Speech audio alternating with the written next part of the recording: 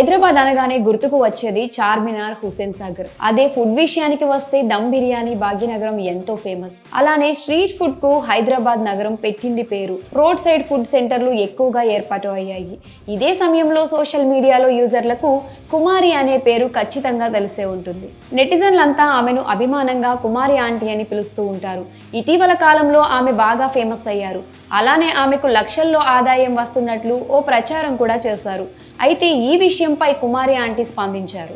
నాకు లక్షలు వస్తున్నాయని అంటున్నారు, కానీ అసలు వేరే అని తన ఆదాయం గురించి ఆంటీ రివీల్ చేశారు.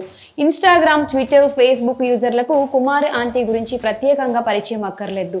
ఆమె చేతి వంటకు హైదరాబాద్లో చాలా మంది ఫ్యాన్స్ ఉన్నారు. ఇనార్బిట్ మాల్ సమీపంలో కేబుల్ బ్రిడ్జ్ రోడ్లోని ఐటీసీ కోహినూరు హోటల్ రోడ్డులో కుమారి ఆంటీ ఫుడ్ స్టాల్ ఉంటుంది. ఆవిడ సోషల్ మీడియాలో ఫేమస్. గత కొన్ని రోజులుగా మీమర్స్ పుణ్యమా అని మరింత వైరల్ అవుతుంది. మధ్యాహ్నం గడియారంలో 12 గంటలు కొట్టగానే అక్కడికి జనాలు గుమిగూడుతారు. కుమారి ఫుడ్ తీసుకుని ఎప్పుడు వస్తారా అని ఎదురు చూస్తూ ఉంటారు. ఆమె దగ్గర వెజ్, నాన్ వెజ్ 2 రకాల ఫుడ్స్ కూడా ఉంటాయి. అయితే వెజ్కు అంటే కూడా నాన్ వెజ్కు చాలా మంచి డిమాండ్ ఉంటుంది. ఎంత అంటే మధ్యాహ్నం 2 గంటలు అయ్యేసరికి అక్కడ నాన్ వెజ్ కూరలు సగానికి సగం అయిపోతాయి. ఇదే సమయంలో ఆమెపై కొందరు నెగిటివ్ కామెంట్స్ చేస్తున్నారు. ఆమెకు లక్షల్లో ఆదాయం వస్తున్నాయని అందరూ అనుకుంటున్నారు. అలానే సోషల్ మీడియాలో సైతం కొందరు కామెంట్స్ చేస్తున్నారు. దీనిపై కుమారి ఆంటీ స్పందించారు.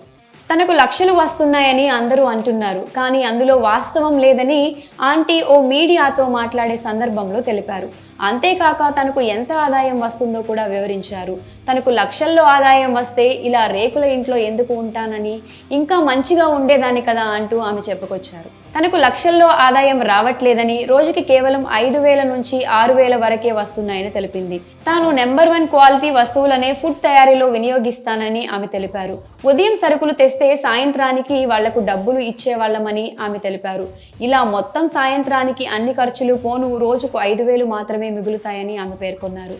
అనవసరంగా అందరూ తనకు లక్షల్లో ఆదాయం వస్తుందని నెగిటివ్ వార్తలు ప్రచారం చేస్తున్నారని ఆమె బాధపడ్డారు. ఈ ట్రోలింగ్ నెగిటివిటీని పక్కన పెడితే ఆవిడను ఒక విషయంలో మాత్రం మెచ్చుకోవాల్సిందే. ఎందుకంటే ఒక మహిళ తన కుటుంబ సహకారంతో ఇలాంటి ఒక వ్యాపారం ప్రారంభించడమే కాకుండా అందులో విజయం కూడా సాధించారు. జీవితంలో ఇది నిజంగా ఆవిడ సాధించిన సక్సెస్ అనే చెప్పాలి. ఈ విషయం తెలిసిన తర్వాత నెటిజన్స్ కూడా కుమారి ఆంటీ మీద, ఆవిడ సక్సెస్ స్టోరీ మీద